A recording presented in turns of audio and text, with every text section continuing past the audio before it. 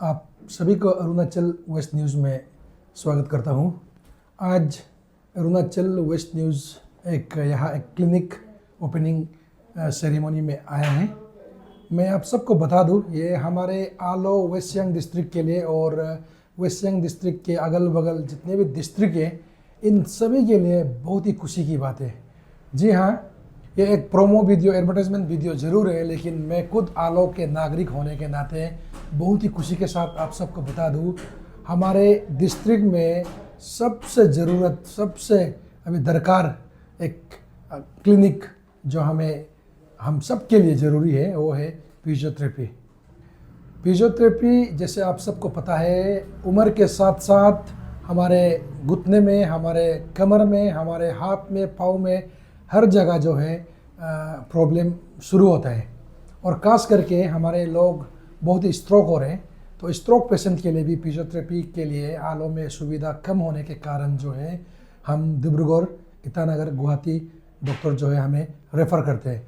तो इन सारे प्रॉब्लम को लेके आज यहाँ हुमगो रीगो फिजियोथेरेपी क्लिनिक खोला गया है। मैं आप सबको बता दूँ, डॉक्टर काबम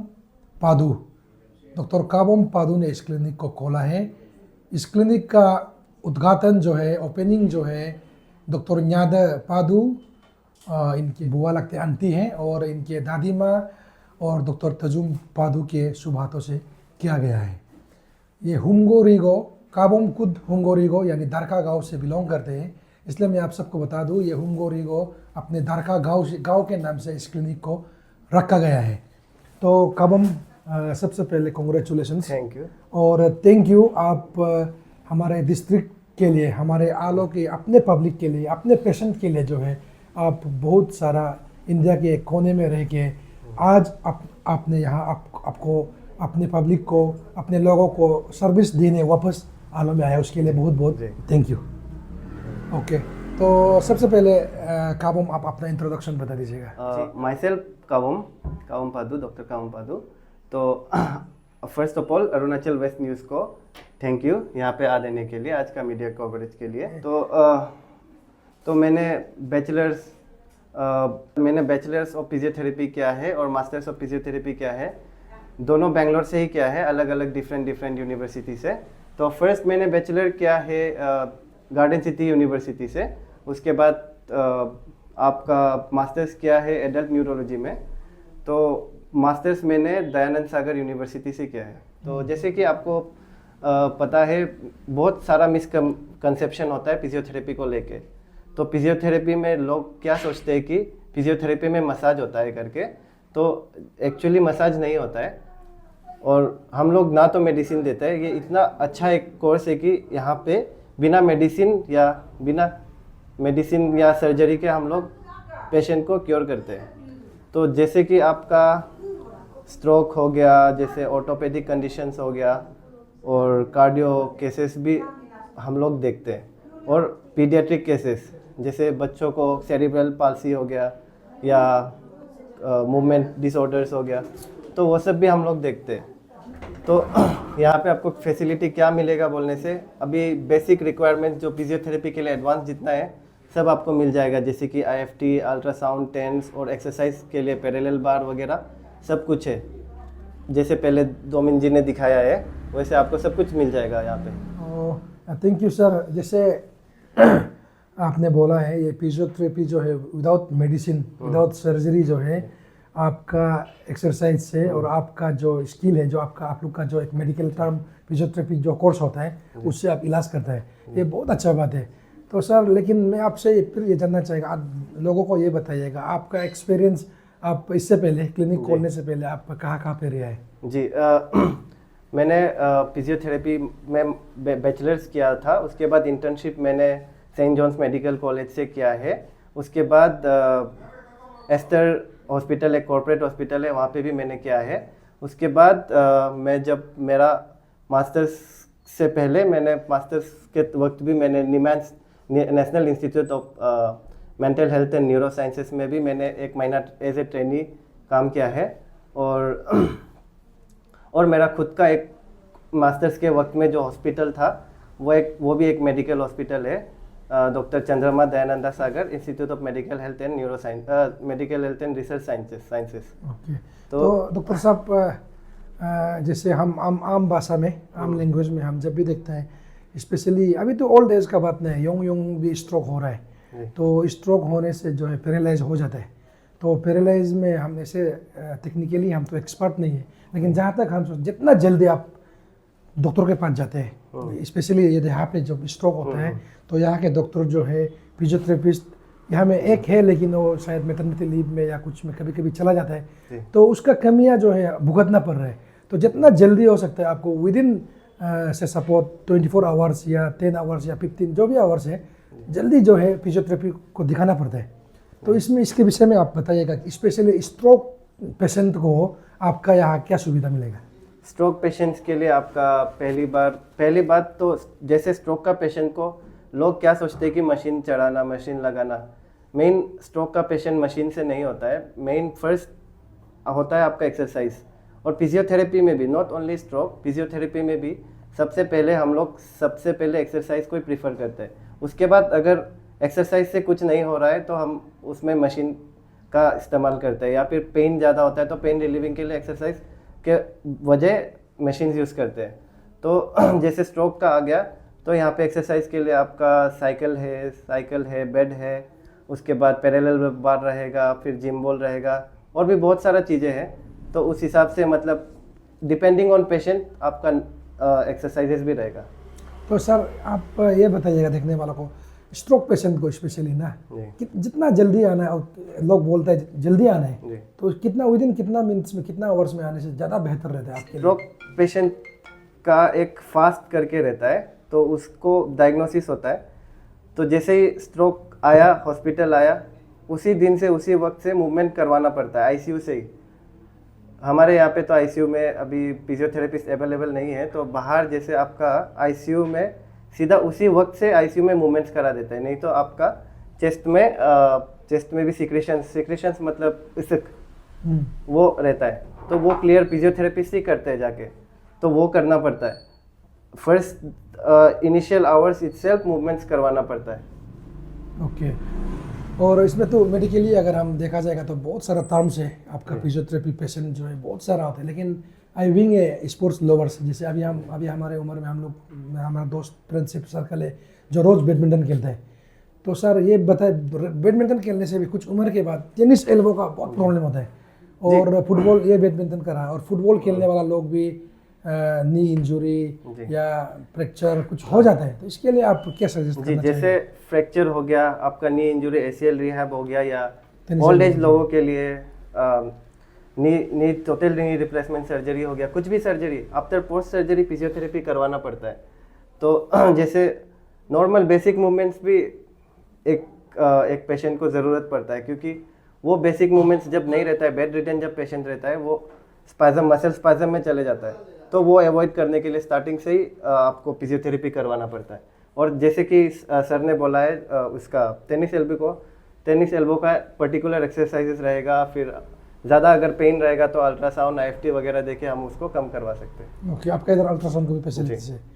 ओके, तो फाइनली सर आप बेंगलोर में रहा है, तो आप ये क्लिनिक जो है आप कैपिटल में भी खोल सकता था, किसी और डिस्ट्रिक्ट में भी खोल सकता था, लेकिन आप आलो में ही क्यों खोला है?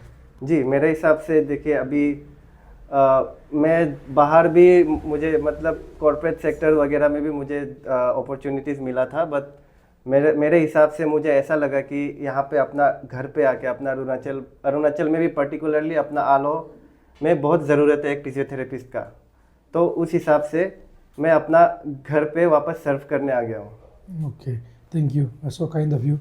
तो सर आपका यहाँ का क्लिनिक का टाइम टेबल, विजिटिंग टाइम्स कब से कब तक होगा, थोड़ा बता दीजिए। जी, सुबह 9 बजे से लेके शाम 5:30 तक रहेगा clinic opening, Monday to Saturday.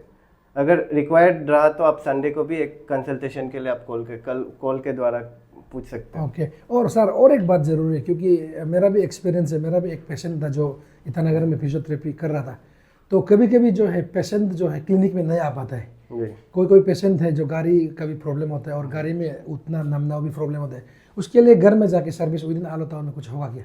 जी, वो घर में वो पेशेंट डिपेंडिंग ऑन पेशेंट और डिपेंडिंग ऑन माय टाइम, जब टाइम मिलेगा मैं घर पे भी, आप फ़ोन करेगा तो घर पे भी आ जाऊंगा। ओके, ठीक है। तो आपका नंबर और कार्ड मुझे दे दीजिएगा ताकि मैं स्क्रीन में प्ले कर सकूं। तो फाइनली सर, हमारे यहाँ हमारा एक विश्वास भी है, उससे कोई कोई ठीक भी होता है, लेकिन मेडिकली मैंने बाहर में भी सुना है उसको ज़्यादा रेफर नहीं करता है डॉक्टर, क्योंकि मुल्क ही मैं नहीं कहा मुल्क लोकल मुल्क, तो कभी कभी वो ठीक भी हो जाता है, छोटा मोटा डिसलोकेट, नर्व्स का डिसलोकेट को। लेकिन ज़्यादातर जितने भी डॉक्टर दोस्त हैं उनसे भी सुना है, फिजियोथेरेपिस्ट नहीं होने से भी डॉक्टर जो है जो पीजी किया है, जो एमबीबीएस किया, उनका भी सजेस्ट ये है कि फिजियोथेरेपिस्ट को ही दिखाना है। और हमारे यहाँ आलम में खास करके फुटबॉल लवर्स, स्पोर्ट्स लवर्स बहुत ज़्यादा है, और ओल्ड एज के बाद तो आपको ज़रूरी होता ही है फिजियोथेरेपिस्ट का।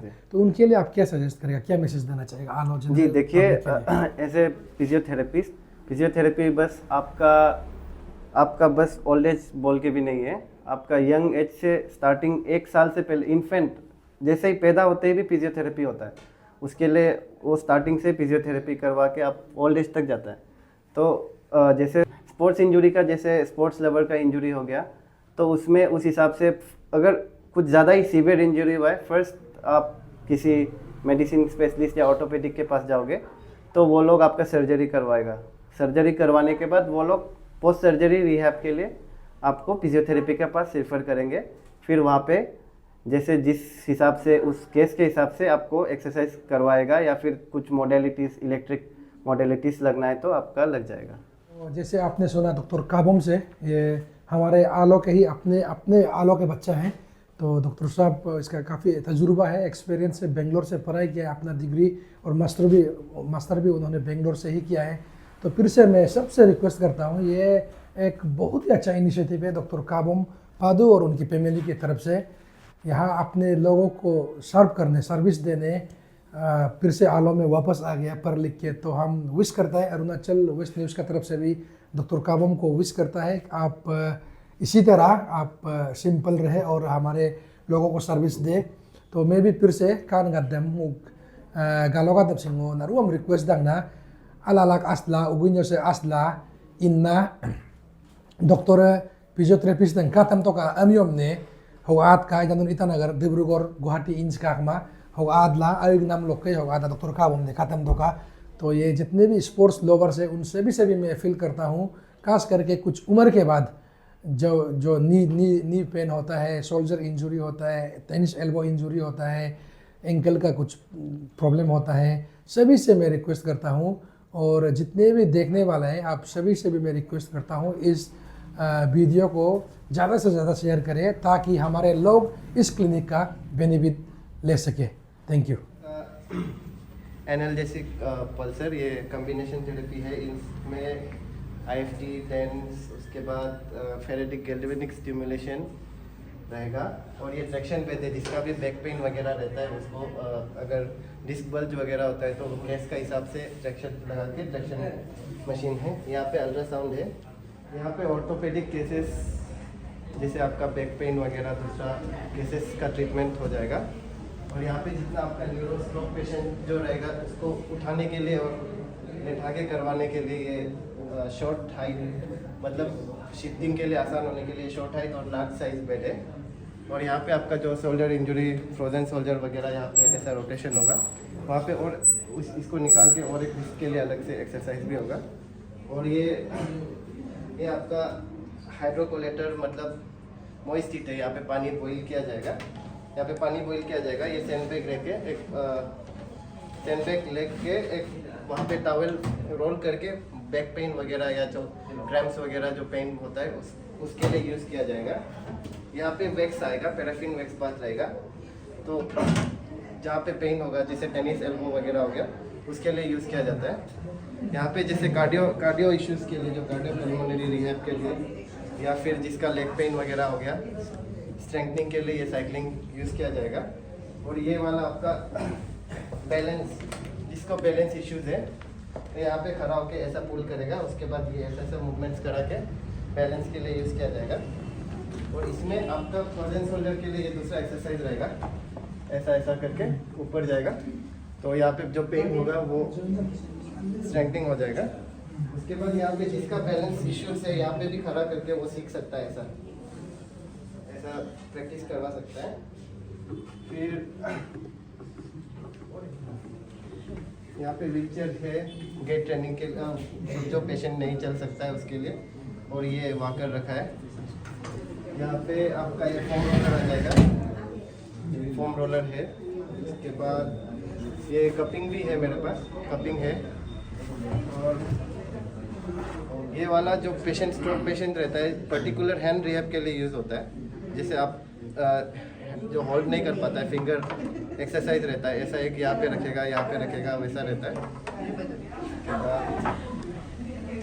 यहाँ पे वेट कप से ये वहाँ पे लगेगा, एक खोल के वेट लगेगा, उसके बाद एक्सरसाइज किया जाएगा।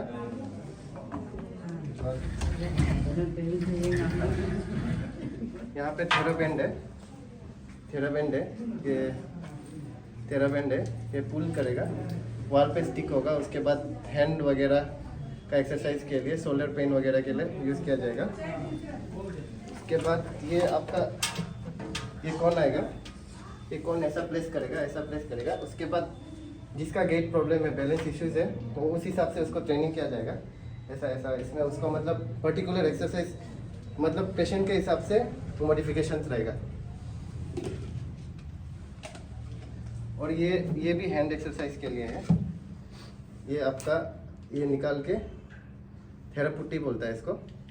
तो यहाँ पे हाथ में ऐसा है, ये इसका कलर के हिसाब से हार्ड सॉफ्ट होता है।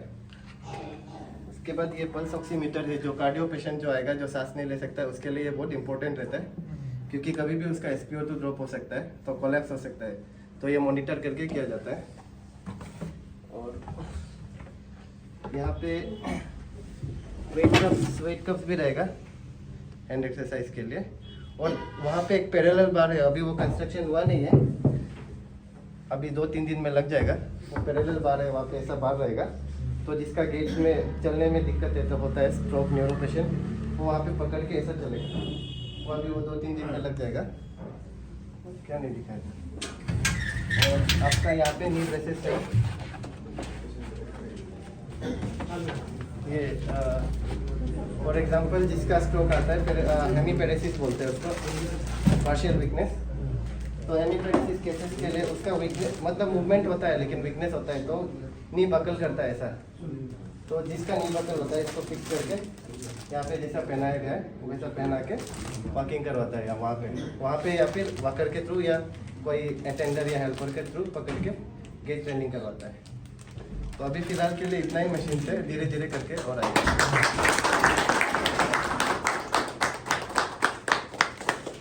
काबम, कांग्रेचुलेशन। बढ़िया, बहुत बढ़िया। बेसिक इंस्ट्रूमेंट है।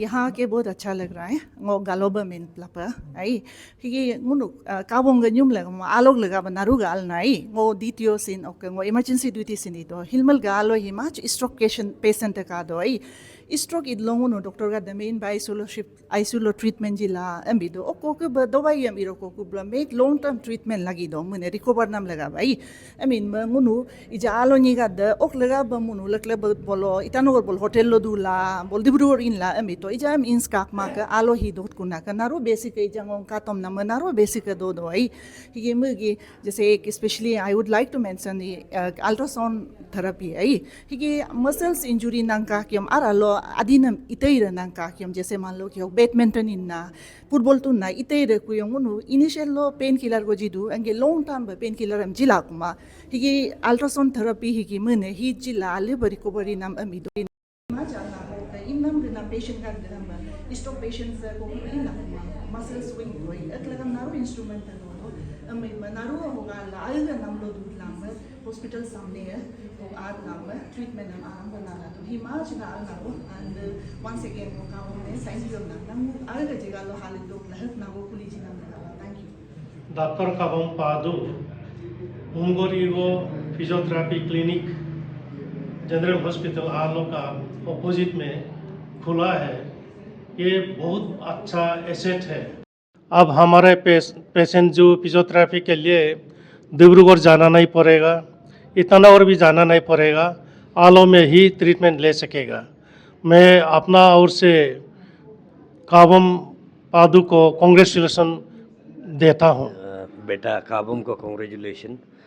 ये काबम डॉक्टर काबम बेंगलोर से 8 साल पहले अपना ये फिजियोथेरेपी डॉक्टर का कोर्स कंप्लीट किया है। उसके बाद उन्होंने ये 8 साल पीरियड में ऐसे फैसिलिटी नहीं होने का कारण वो बेंगलोर में भी रह के कुछ कुछ जगह में इंटर्न किया है और प्रैक्टिस भी किया है प्राइवेट हॉस्पिटल्स में। तो यहाँ के पब्लिक जो है आई थिंक आलो का ये ऐसा, जैसे ये डॉक्टर पाता ने भी बताया कि आलो में ज़रूरी है, तो आलो का पब्लिक या आसपास के जितना बस्ती वाला है कुछ फिजियोथेरेपी और जहाँ मेडिकल नॉर्मल डॉक्टर का जो ट्रीटमेंट जो जहाँ पे पहुँच नहीं है और जहाँ एडिशनल ट्रीटमेंट करना है एक्सरसाइज वगैरह से, तो यह इसका फ़ायदा उठा सकता है। जैसे डॉक्टर काबुल ने बताया कि यहाँ बहुत सारा इक्विपमेंट भी अभी इंस्टॉल करना है और अभी जो फैसिलिटी दिखाया है